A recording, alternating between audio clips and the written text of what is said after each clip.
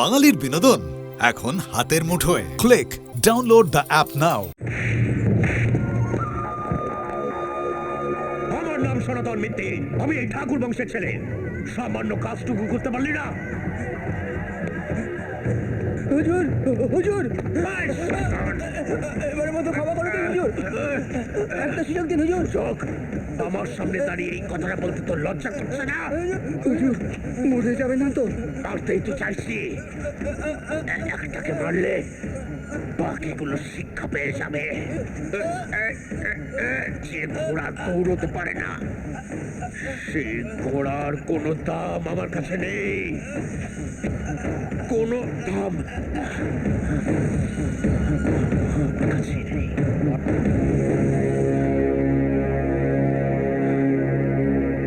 এটাকে নদীর জলে ফেলে দিয়ে আয়, যা। নায়েব মশাই, ধনঞ্জয়কে খবর দিন, সে যেন দু একদিনের মধ্যেই আমার সঙ্গে দেখা করে।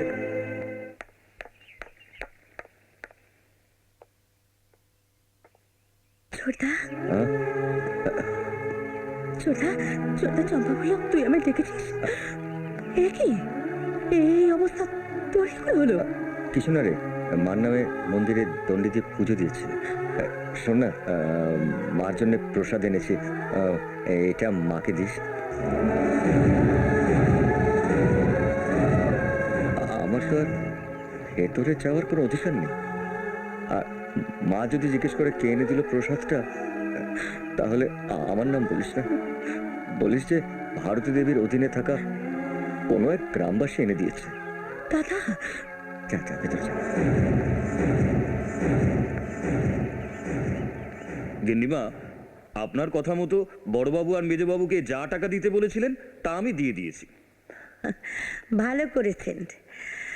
আজকের দিনে কারো ইচ্ছেই আমি অপূর্ণ রাখতে চাই না। গিন্নিমা, বলছিলাম কি, ছোটবাবুকে কি আমি আসি।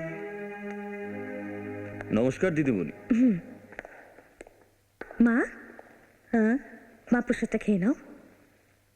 প্রসাদ কে পাঠিয়েছে? একজন গ্রামবাসী পাঠিয়েছে। আসলে এই রামনগরের সবাই তো তোমায় খুব ভালোবাসে।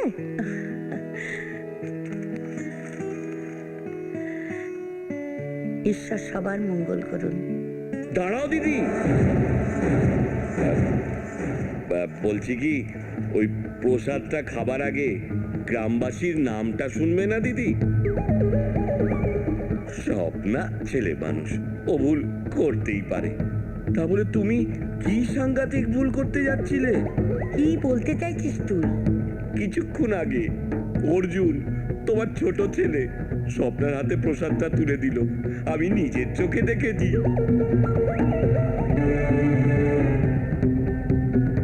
স্বপ্না, ধনঞ্জয় যা বলছে তাকে সত্যি? কতবার আমি নিষেধ করেছি, একটা চোরের সঙ্গে কোনো সম্পর্ক রাখবি না, কথা কানে যায় না। দাও দাও দিদি দাও, আমি কি জেনে শুনে তোমার এরকম ক্ষতি হতে দিতে পারি? আমি বরঞ্চ এই প্রসাদটা ফেলে দিয়ে আসি। জয় মা। ভবিষ্যতে এরকম কাজ আর কখনো করবে না।